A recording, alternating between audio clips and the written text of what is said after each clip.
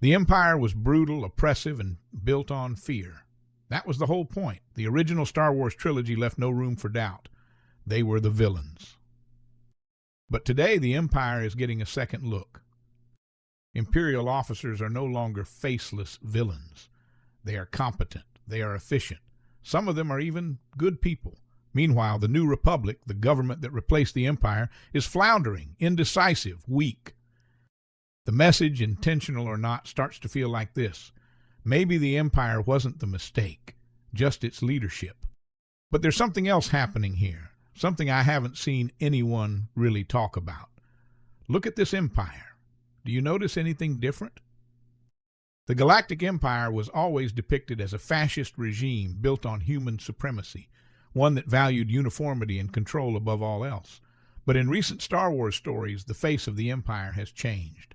It is more diverse, more representative, more palatable. On the surface, this looks like progress. After all, diversity in media is a good thing, right? But here's the catch. That same diversity is being used to sanitize the empire. This is not an accident. It is a deliberate aesthetic choice that changes how the audience perceives imperial rule. The empire used to reflect the power structures it was critiquing, fascist, supremacist, exclusionary. But now the empire is diverse, competent, and redeemable, while the new republic, the so-called good guys, are portrayed as clueless, ineffective, and bureaucratic. This is where it gets interesting. We've all heard the complaints. Diversity is ruining everything. Forced representation is killing Star Wars. The people who want the empire rehabilitated, they're usually the same ones making those arguments. But here, not a word. Because this kind of diversity, the kind that makes the empire look better, isn't a problem for them. It serves their interests. It makes their favorite authoritarian regime seem less oppressive, more justifiable. It is a perfect alignment of interests.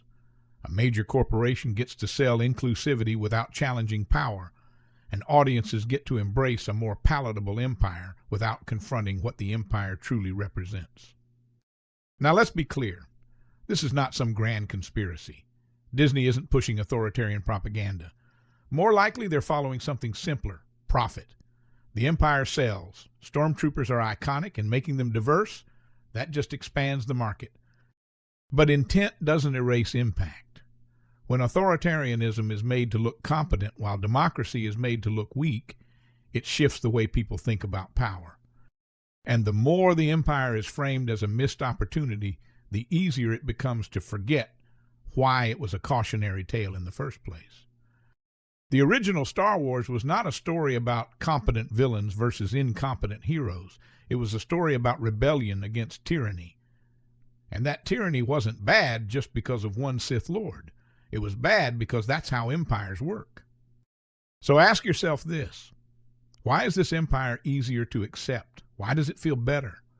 And what does it say about the stories we tell when diversity is used not to challenge power, but to make power more digestible? Here's the final irony. The empire was an authoritarian machine that demanded absolute loyalty.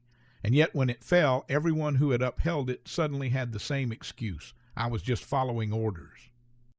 And what is a corporation if not another kind of machine? Disney, like any corporate giant, is not designed for accountability. Decisions are made at the top, carried out by those below, and when the consequences come, there is always a way to deflect responsibility. No single person at Disney sat down and said, let's rehabilitate the empire. It didn't have to happen that way. The system produced that outcome all on its own. Because what sells stays. What's popular continues, and what is marketable is justified. And so when someone asks why the empire is being softened, why authoritarianism is made to look competent while democracy is made to look weak, the answer is always the same. I just work here.